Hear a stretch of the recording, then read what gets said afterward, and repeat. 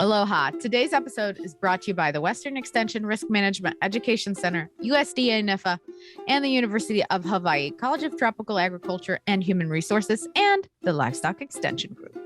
Aloha, welcome everyone to the Livestock Wala'au, a podcast aimed to provide educational support, information, guidance, and outreach to our livestock stakeholders in Hawaii. We are your hosts, Mele Oshiro and Shannon San. And today we're going to be talking about different FSA programs, what they are, how to find them, and if you qualify. And today we have here Kristen Kiriu and Buddy Nichols that's going to be discussing some of the programs with us. Thank you guys so much for joining us and taking time out of your day to be on the podcast. Yeah. Kristen Kiriu is a farm program chief for FSA in Hawaii. Are you in the Pacific Islands as well, Kristen, or? Yeah, so Okay. we kind of cover both Hawaii and the Pac Basin, which kind of encompasses American Samoa, Guam, and CNMI. Okay. Nice. And then Buddy Nichols is a farm loan chief. And Buddy, I'm assuming you cover the same territory as well then, correct? Yep, that's correct. Yep. All right. Same Great Basin, you bet. Okay. All right. So let's start with Kristen. How did you end up working for FSA? Yeah, so first of all, I'd like to thank both, Shannon and Mele for having us on the Livestock Wala'au podcast today. A little bit about me. I was born and raised in Hilo, went to Hilo High, then to UH Hilo. I graduated from UH Hilo with both animal science, pre-vet, and biology bachelor degrees. Then, life happened and I had to get a real job. So I went looking, and I originally started with FSA in 2010 as a temporary program technician in the Hawaii County office here in Hilo. I became a permanent program technician in 2011, and I worked in that capacity until 2015. During that time, I also did like night and weekend school, and I got a GIS or Geographic Information System certificate from HCC or Hawaii Community College. And then in 2015, I got a different position within FSA in the Hawaii and Pac Basin State Office as the Agriculture Program and GIS Specialist, which then led me to my current and new, only a few official weeks in, position as the Farm Program Chief in the FSA State Office. And I did want to say just a little bit about FSA. We use a lot of acronyms at FSA, but I just kind of wanted to let everybody know that FSA stands for Farm Service Agency. We are one of the many federal agencies within the United States Department of Agriculture, or USDA. More specifically, we are part of the Farm Production and Conservation, or FPAC, mission area. And we are actually sister agencies with NRCS, or the Natural Resource Conservation Service, and RMA, the Risk Management Agency. So we work pretty closely with both of those agencies as well. I think in short, FSA provides services to farmers and ranchers through loans, conservation programs, disaster recovery assistance, and other miscellaneous program payments. Buddy and I are both really excited to be here today to talk about our programs, and we are both very passionate about helping our local ag communities. So we're excited to be here. We're excited to have you. Thank you. Nice. So Buddy, do you want to give a little bit of information about you, how you came to be with FSA and in your current position? Yes, I'd love to. First off, I'm also very happy to be here. Livestock are very fond of my heart since that's where I come from. I was born and raised on a dairy farm, fourth generation farmer. Did that, went to school, got my ag degree, went back to the farm, bought my father out, which I farmed for about 35 years. Eventually had some 6,000 head of cows, 160 employees, a bottling plant, blah, blah, blah, blah, blah, blah, blah. Wow, you were a busy person. That's all I can think of. Because I'm like, I know, So- I've had a little bit of work. I've done a little work with the dairy industry, and I'm like, that's a lot of hours, especially with 6,000 head. That's what I was thinking. I was like, wow. So we had 8 different dairies, raised hogs, 4-H is my background, 4-H leader. Same. Was always involved in USDA because that's a big Nice. part of it. Mhm. Did row crops and came from originally a vegetable farm, so on and so forth. So I've seen a lot of agriculture and been part of the agriculture community. Was on the local boards and so on and so forth. So then when I my partner and I decided in 2008 that we wanted to come back and play another day. So we sold all the cattle. And so I started working with USDA at that time. Started in farm programs. This was in Colorado.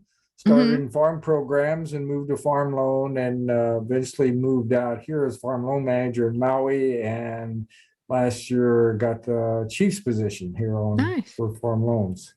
Well, congratulations. Yeah. Thank you. Yeah. But yeah, I love the livestock. Since I've been here, I've been, as a member of the Ag Leadership Group, master gardeners, attended a lot of university classes to learn the environment and the horticulture and the plant and the animals and plants and all that great stuff of the islands, because it's great to be able to see things grow year round. Yeah. So, very nice. Yeah. Yes, nice. it is very nice. Yeah.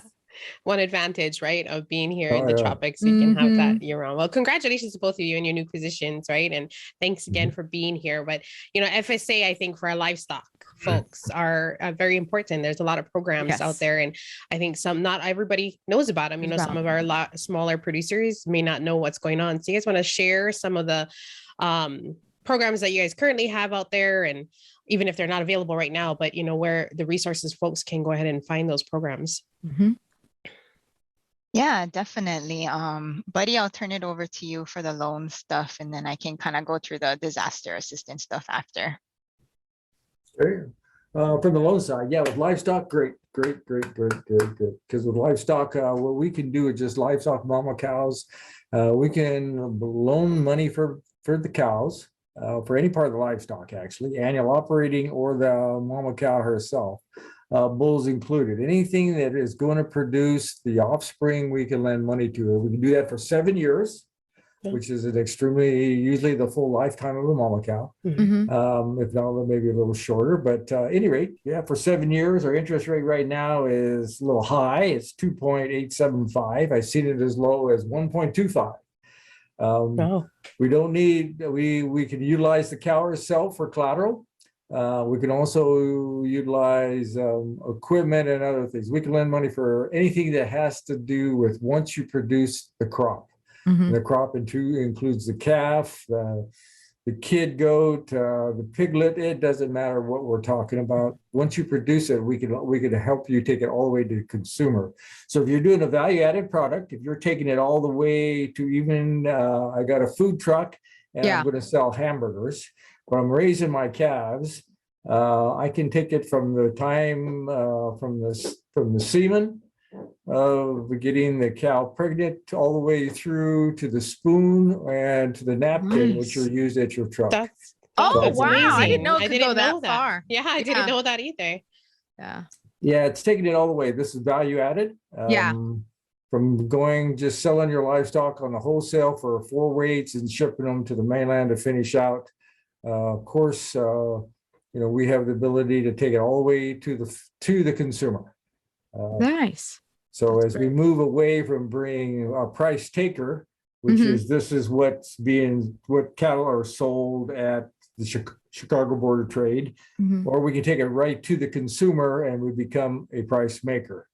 Price maker means we're making our price based on what we have in it, what we need for our family, what we need for our farm, what we need for our community, and we can take it right to the consumer. So if I'm selling a $10 hamburger versus a 70-cent steer, either way, we can help you all the way.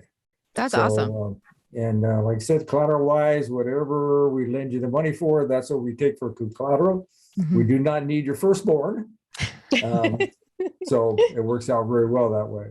Like I said, we can also lend money for equipment, for refrigeration, for the food truck itself, for the chair. We don't care. Once you grow it, once you raise it, once you have it, we can help you all the way through with the farm loan program. We can also help you buy real estate. Our limit on real estate is we can lend you $600,000. The real estate will cover itself. But we also can utilize that $600,000 for a down payment and hook you up with a lending institution that will cover the rest. And we also have a guarantee program to help those other lending institutions lend you more money to buy more acreage, to run more cattle, to raise more crops, so on and so forth. Mm-hmm. So there's a lot of different things we can do once you start doing anything in farming. So that's kind of what the farm loan is about. One of the other great things we have is, of course, is our youth program. Yeah, I was going to ask about that because my niece and nephew use that like many years. So yeah, it's a great program. You know, we can lend a 4-H'er $5,000 every year, and they can use it to buy the initial hog or sheep or steer, or they can use it to buy the mama cow so they can raise their own hogs or their own sow or whatever. Mm-hmm. So they can raise their own and sell their own to other 4-H's as well as they start their genetic herd. I had one young fellow that started off at 8 years old and borrowed $5,000 and bought 3 cows. And from there, when he graduated and went to college, he had a herd of 50 cows. Wow, that's really good. That's awesome. So that started it off every year by him taking that money and putting it to work. So It's a great program to help kids get started in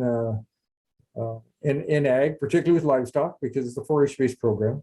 Mm-hmm. And I also we can also use it through FFA if FFA is utilizing something that we can get a return from to show some kind of payback. Mm-hmm. It can be used for crops. If a youth is involved in 4-H and if there's a crop project. Here on the islands, we don't see crop projects. On some of the mainland we did, but however, doesn't really matter. We can utilize it in the 4-H program very well. Great way for the kids to get started, great way for them to start their future and start their own herd, particularly with the help of mom and dad. Yeah, I was like, that's what my niece and nephew did. So I was like, I think that's such a great program. And it applies to all livestock. It doesn't just apply to cattle. It applies to sheep and goats and hogs and rabbits and turkeys and chickens and whatever. Yeah. If it's a farm critter, we can help them with that. So it's a good deal. Yeah, I know a couple of them did it for their hogs, depending on the years. So yeah. But, it's a great program. I was like, but I'm probably biased because I love my niece and nephew and they enjoyed it a lot. So. Oh, great. But yeah. One other quick thing I want to say about the farm loan program: it's our job to make the farmers so successful that they pay us off. It's a great day when we can graduate them and they go to another lender, or they just pay us off. Someone is called supervised lending a bit so that we can help them get their financials together and we can help them be totally successful. It's also based on the concept that Mother Nature is going to spank us as farmers. Yep. We just don't know when. We know she's going to do it. He or she's going to do it. It's going to happen. Mm-hmm. But we just don't know when. So we have programs, and Kristen will talk about those. But in the farm loan program, we can also come in and restructure farmers, work with farmers. That's the only reason I'm here. I wouldn't be here. I got my MBA in accounting back in 2010, something like that. But anyway, I wouldn't be here unless I knew this worked really well for farmers, because we know we have our challenges. We have the vid, COVID. I call it the vid because it has its own personality. It does. It's the vid. It is. It is, and it's affected everybody differently over the last couple of years, So we have things that happen in life. That's life. So the program is designed to help us get through those tougher times, and this program is all about that. USDA is based on the Roman concept back in the Roman days that hungry people revolt. So USDA wants to keep everybody fed. And particularly here on the islands, we have such an import amount of food. Where our goal, at least on our farm loan for the state of Hawaii and for the Basin, is can we make enough of an impact and get enough money out there so that perhaps instead of 85% of our crops being hauled in here, maybe we can get that down to 80. Yeah. This past year so far, we put out about $17 million. We're halfway through the year, so we're looking for a phenomenal year. There was 600, I think, million, or might even be, it's million. I don't know if it's a billion or not. But anyway, there's a lot of money that the federal government has put out to be used for loans for farmers. So we're not running out of government support on that. That's our program. So we're welcome to see everybody join us because it's a great opportunity to expand, to pass it on to the next generation, so on and so forth. So, Yeah. Yep. Or even if you're getting started, because I know you guys Right. have some really good beginning farmers and ranchers programs. So That's right. That's right. What's Yeah, the best that's way for folks to get in touch Oh, or yeah. to find out, if they want to find out more about the loan program, do they get online, contact you folks' office? So what's the best way for them Yeah, to do that? best way to do it is contact us at our office. Now that the Okay. bid has let us meet people again, that's even greater. We can come out and meet you. Or I used to meet people in the parking lot. That was more fun, because we're not supposed to be inside. Yeah. So, okay. So we'd go out, meet outside, lean up against the truck and talk shop. But yeah, that's always the best. Very good. Just give us a call at our offices. And we'll be more than happy to meet with you, look at, see what you've got, see how we can have our program fit your farm. Because this is about your farm, your ranch, your operation, and how do we make it fit you? So that's what our goal is. Kristen, can you tell us a little bit more about some of the disaster assistance programs then? Yeah, of course. So there's a lot of them. I know, and it depends on what happens, what triggers them, I'm sure. Right. Exactly. We kind of have, a whole bunch of different categories of programs. If you want to even call it categories, I think I'll just kind of run through it really quickly on just kind of the names. Like I mentioned earlier, we just have a lot of acronyms. So there's a lot of like, if we get confused, we'll ask. Don't worry. Yeah. By all means, ask anytime. I was going to kind of go through really quickly about some of the more well-known livestock programs, I think, that are kind of circulating around the islands, and then kind of go into the more unspoken ones or unheard of ones. As you guys know already, but if not, clarification that majority of all our programs on the farm program side is for disaster assistance. Yes. And these are programs designed to assist ranchers when there's a natural weather event that triggers a loss for them, rather it's loss in feed, loss of an actual animal, any type of loss, right? Obviously, like Buddy mentioned, COVID, right, affected a lot of our farmers and ranchers. So we even have special programs to help with that. But before I get too deep into any of that, I just kind of wanted to do real surface stuff with the more popular programs right now, what we got going on, and then kind of give some background on the program and then some deadlines, and then just real quickly, and then we can kind of talk more deep into each of the programs. But some of the disaster programs that we have is the Livestock Forage Program, or LFP. This particular program pays for graze forage losses due to drought. The triggering factor for LFP is actually the U.S. Drought Monitor. So our program eligibility kind of goes along with that. But, basically, the more severe or long-term the drought is, the higher the payment factor for the program is. So people can get really significant payments. The payment limitation is actually $125,000 per program year. So it's significant, definitely.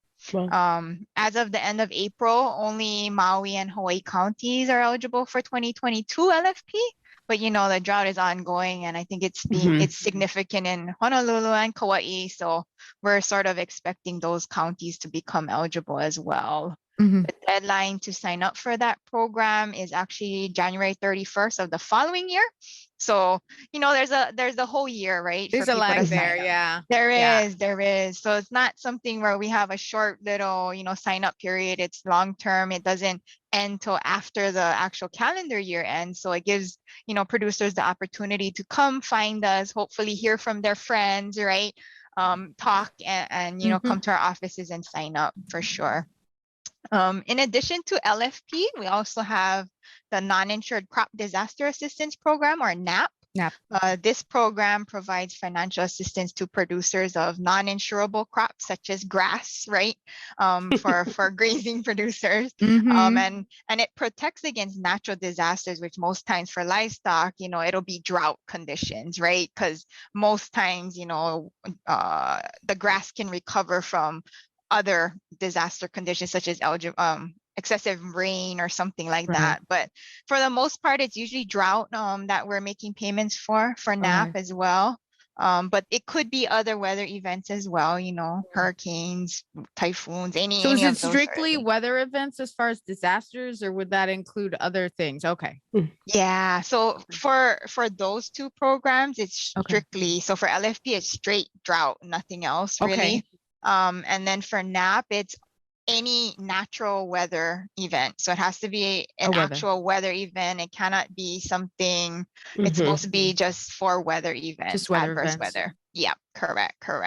And for the NAP program, it's basically crop insurance for crops that aren't commercially insurable, right? So for us locally, as far as the livestock group, it'll just be the grazing forage, right? The grass itself is what you're covering.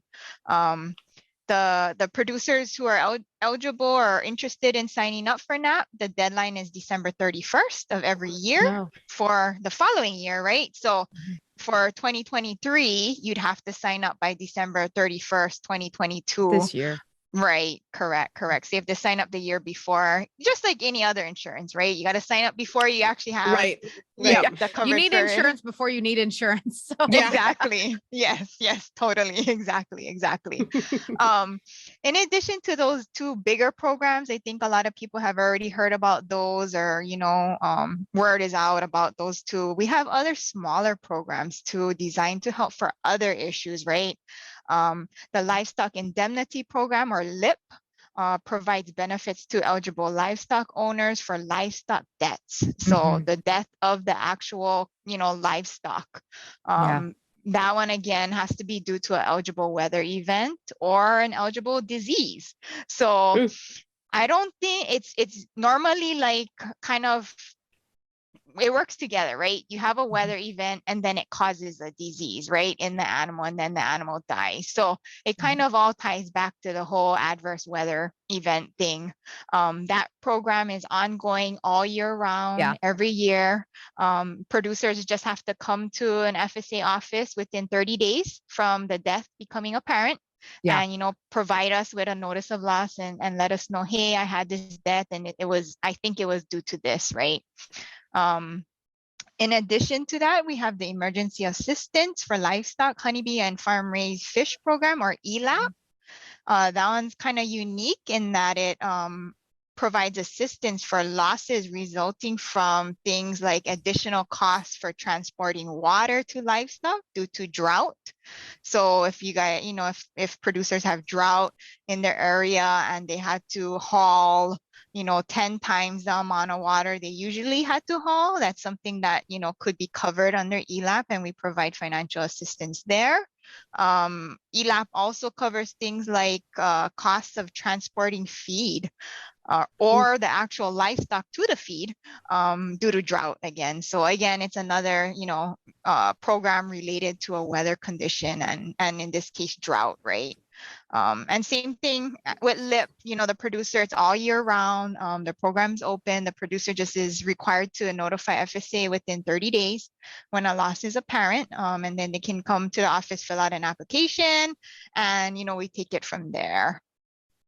In addition to those programs, we have other programs that aren't related to disasters that livestock producers can take advantage of. We have the Reimbursement Transportation Cost Program, or RTCP. That one there is a special program that was created by, years ago, probably in 2009 or 10.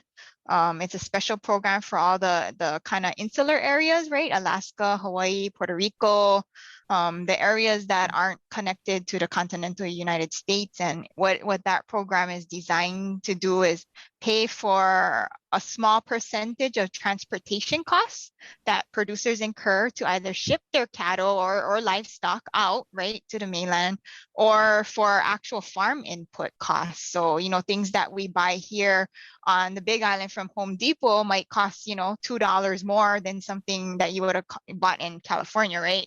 So that's kind of the program is designed to kind of pay back some of the producers for the extra costs they have just because we live on an island. And we cannot easily get all of these things. But the sign up for this program is usually July through September of each year. I don't know the specific dates for this particular year yet, but It's usually July through September. So I'd encourage anybody who's interested in that to just, keep in contact with your FSA office. We're here to help. And, just check in, call and check in and say, hey, what do you guys got going on? We try to do a lot of Gov delivery email bulletins for all our programs. So, if you're just interested in what we do or programs we have, you can call the office and say, hey, can you sign me up for that, right? And then you can get all of our newsletters and all of that stuff. Yeah, so in addition to that, we also have so many special programs, right? So Buddy kind of touched on COVID and how that kind of impacted a bunch of our farmers and ranchers, if not all of them. Right. So, Congress kind of enacts some of these special programs. And specifically, we had a bunch of pandemic related programs. I won't get too much into detail with those because a lot of those have already kind of passed, right? But with that whole pandemic package of programs, we had recently, within the last month or two, a rollout of a program to pay for 2021 losses due to drought for livestock producers. So that's something that, might continue to move forward. And that program is called the Emergency Livestock Relief Program, or ELRP. Yeah. And then I think I also wanted to mention, I know that's already a lot of information, but I also wanted to mention, here at FSA, it's not only about, disaster related programs and acting after, something happens. We do have conservation programs too. We don't have quite as big of slew of programs as NRCS does, but we have a few. So I kind of just wanted to touch on those. Yeah, that'd be good. Yeah. Yeah, okay, cool. So we have the Emergency Conservation Program, or ECP, that provides emergency funding and technical assistance to producers to rehab their farmland and conservation structures damaged by natural disasters. So again, it has to be a weather event, right, that triggered, something to happen. Your fence got damaged, right? I think most recently we used the ECP program to pay for fence replacement due to the Pu'ukapu wildfire on the Big Island. So we do like fence replacement, or like if your water tank got burnt, in a wildfire. It could also be flood, right? A flood came in, washed your fence out, things like that, damage your pipeline for your trough, all those types of things. So actually like replacing what was there. We don't necessarily install brand new things because that's kind of more, NRCS's house. But for our ECP program, we kind of just we'll pay to replace what was there as far as infrastructure. And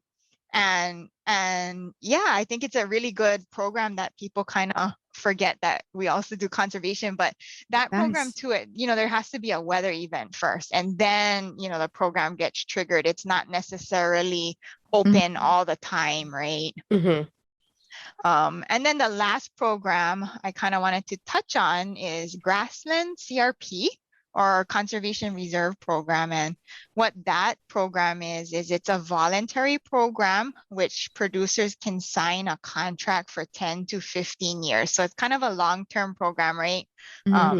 It's designed to help landowners and operators protect grasslands while maintaining the area as grazing land. So basically, it's like you sign a contract to say, I'm gonna keep my land in rangeland or grassland for this 10 to 15 years. And in return, you still get to graze the area, right? So you have to develop a conservation plan and a grazing management plan.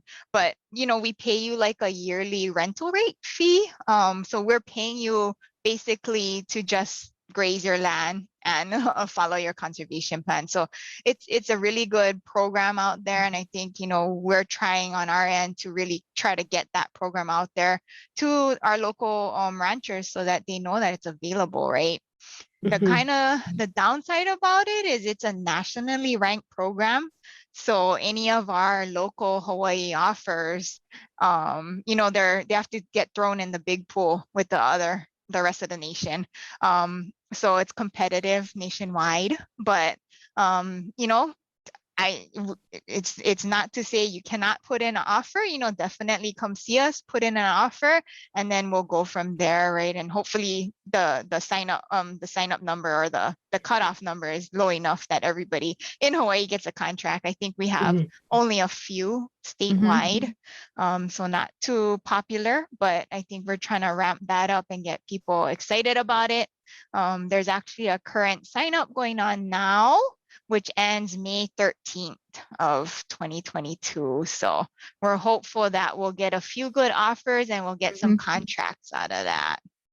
Yeah.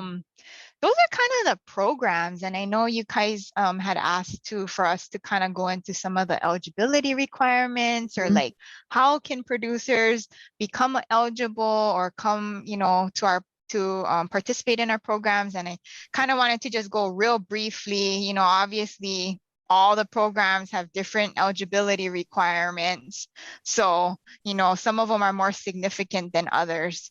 For the most part, a lot of our programs, producers will need to certify that their adjusted gross income is less than 900,000.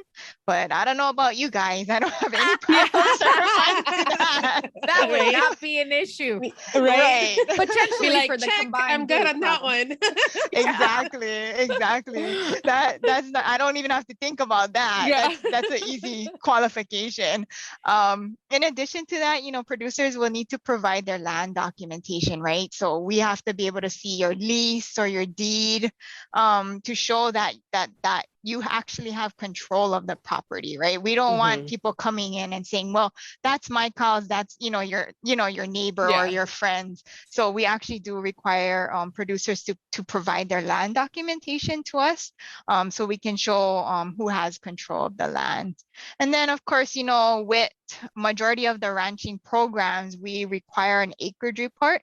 So with the acreage report every year, the producers coming into the office and just reporting their acreage. So they'll just say, okay, I had kikuyu grass, 102 acres, or I had guinea grass, 52 acres. And so it just kind of helps us keep track because a lot of our programs are based off of acreage, right? Based off of the grass acreage. How much grass did you have or how much did you lose? So those are kind of the really important things. The two really important things is the land documentation and then also the acreage report each year. And then of course, like any other federal agency, we're going to need your personal information, right? Name, address, contact information, social security or EIN number. But that's pretty much the gist. So it's not that difficult to actually come in and be eligible for our programs. And once you're established with us, a lot of the forms, you don't have to do it every year, right? It's kind of continuous. So there's a few forms you have to do every year, but for the most part, there's a whole lot of the forms that just kind of continue on. So you'll never have to fill it out again. So we're trying as an agency to make it less tedious on producers to come sign up. We want everybody to come talk story, come to our office, ask questions. We're here to help. And, I just wanted to echo what Buddy said is, we're here to help. So just please come to us. We want people to come. We're looking for people to come. We want to help. And I guess I just encourage everybody to just, look up where your local office is, because we have offices on every main Hawaiian island. So there, and COVID, we were closed, but we're slowly, trying to get back open and be open to the public and people can walk in and do business as usual. I think, most businesses are kind of trying to get to that point. But I think it's awesome. It sounds like with the disaster programs, it's kind of I feel like with any sort of like financial related thing, like you have to give them all the information, but it sounds like once you guys have that, at least like subsequent years or like if it's triggered again, it's going to be a lot easier to just go in and like be like, yes, sign your name and kind of correct, do what you need to do. Yeah, definitely. good. So yeah, we're trying, our best. I mean, obviously, just like anything else that, you'd sign up for, there's paperwork involved. Yeah. I'm not gonna say Always there's no paperwork. paperwork. Yeah, Yeah. definitely. Yeah, but that's what I was thinking. I was like, so the paperwork in the beginning is probably more than anything else going, but after Yes. you're done. Yes. Tell yourself that. That's what I always have to tell myself. Getting started is half the battle. But once you're done, it's easy to follow up and keep it going, It is. Yeah. I understand, there's that kind of stigma that people might have with federal government or, filling out paperwork for the federal government, thinking that, you have hundreds of pages, to fill out. And on the program side, maybe there's only 10 or less than 10 sometimes, right? Depends what program you're working with. And a lot of it is redundant, right? You're filling out your name, address, social, like multiple times on every form. So it's kind of redundant, a lot of the paperwork, but it's just what's required. And, we try to do our best in all of our offices to provide assistance to producers, being able to interpret the forms, what it means, how to fill it out, right? We don't expect a producer to come in here in any of our offices and expect them to know exactly what the form is asking them to do, right?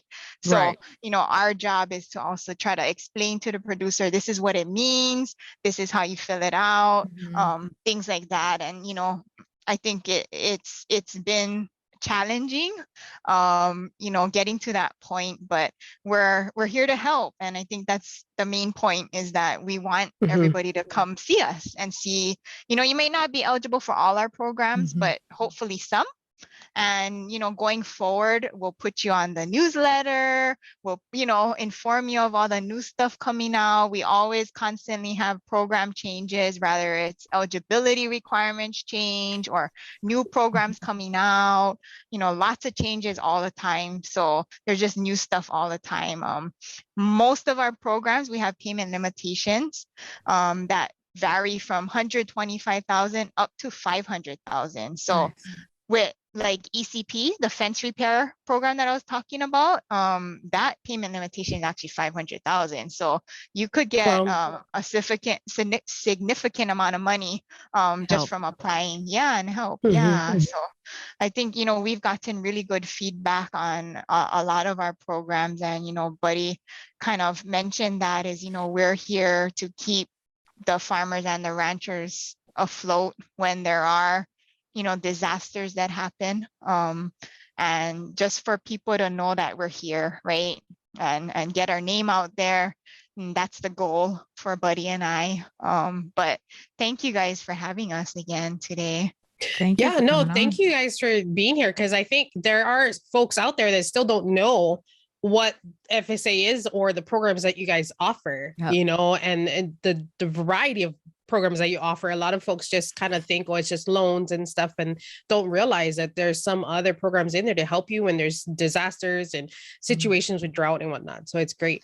It's good. And, now they can get more information from the podcast and listen to it.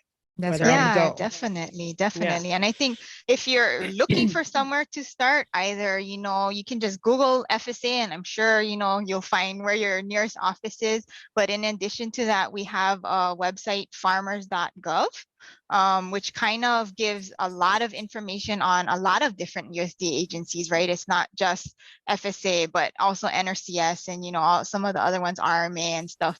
So you can start there. And like Shannon kind of mentioned about the beginning farmer thing, there's also a page in there about beginning farmer and rancher information, how to start your business, how to start your farm, right? So it's just a good resource and a good place to start, is that farmers.gov website. And then of course, like I said, I think if you just did a Google search, you'd be able to find our webpage or something where you can get more information on our programs and get some of the fact sheets. The fact sheets kind of go into more detail, payment rates, things like that we kind of didn't touch on today. But Yeah, and we will include all the links to the to your programs and the offices and everything in the show notes from the podcast, as well as the YouTube page. So they should be able to get connected. And if not, reach out to Shannon and I, and we will put you in connection with and get you connected with everybody you need to be. So, well, thank you guys so much for joining today, Kristen and Buddy. Do you guys have anything else you want to share? thoughts? I mean, I think it's very important that these programs are out there to help our farmers or ranchers and whatnot continue. Yes. And, continue to be able to be successful out there. And, when you have a disaster, it can be very discouraging sometimes. So it's nice to know that there's programs out there to kind of help them get over those types of situations. So there's also programs, as Kristen mentioned, there's programs and different things you can do as you're changing your farm as well. Okay. So it may not be disaster related, but it may be you're changing from fruits to vegetables to livestock to this to that, whatever. That's good. So there are other things out there, like there's assistance to going organic. There's there's other things that are out there besides just disaster related. The problem is there's a big number of them. So just keep asking questions and you'll keep getting answers. So that's the best way to get there. The other thing is track your production. Always know what you produced. That way, when you come in and there's been a disaster, you know where you stand because you're a better farmer than the average and you have an opportunity to get back to where you were before. And that's true for farm loan, for any of our programs, anything at all. Just know what your production is. That's really the only number you have to track. And as a farmer, that's what we all know anyway. We know exactly what our crops do. Our problem has always been we just never write it down. So write it down, throw it on the calendar. Whatever. Throw it on the calendar, throw it on the dashboard of your pickup. That's what I used to do. And just load them up and bring them in, and we'll see if we can help you out with that. So whether it's your number of head or number of hives, either one, because livestock includes it's a lot broader than a lot of people think. So it's like we really try. Yeah. Oh yeah. So especially here, I was like, we just have so many different types. So yeah, that's a good point, buddy. Thanks for bringing that up. Definitely record keeping, even on the livestock side, keeping track of how much head you have. A lot of our programs, that's the kind of information we'll be asking for, is like, okay, well, what was your head count on this day, right? Or the day before the disaster, what was your head count, or what's your head count the day after? So that's a really good point to keep good records. I think, like Buddy said, everybody, all the ranchers, they know how much they have in their head, but don't necessarily write it down on paper. So that's a good reminder as well. And what Shannon said as well, livestock does encompass bees too, honeybees. Yeah. So bees, fish, lots and lots and lots of aquaculture. All the things, many things. So we have programs for honeybees and farm raised fish, aquaculture stuff. We're here. If you just ask. Yeah. Well, that's awesome. Thank you guys so much again for joining us today. We very hope our listeners have found this information very opening for them and able to check out some of the opportunities, and like Kristen said, reach out to them in the office, ask the questions. If you don't ask the questions, you won't get the answers, right? So we also want to remind our listeners out there, if you haven't done so already, please fill out our feedback fest to Shannon and I. Give us your thoughts about the podcast and any of the topics that you've heard, guests that were on, and anything else you'd like to hear more of. Yes. And make sure to join our Facebook page, the Livestock Extension Group, if you haven't already. Be sure to visit the UHCTAR website and our YouTube channel listed in the show notes. Yes. For additional information about this topic, see the show notes of the podcast, the description box of our YouTube page. And thanks again for listening to the Livestock Wala'au. Before we go, show some love for your favorite podcasts. That's us, by the way. Leaving us a review on Apple Podcasts, and stay tuned for next month's episode. Thanks again to our sponsors, the Western Extension Risk Management Education Center, USDA NEFA, the Livestock Extension Group, and CTAR. We'll see you next time. Ahui ho. Mahalo. Ahui ho. Bye.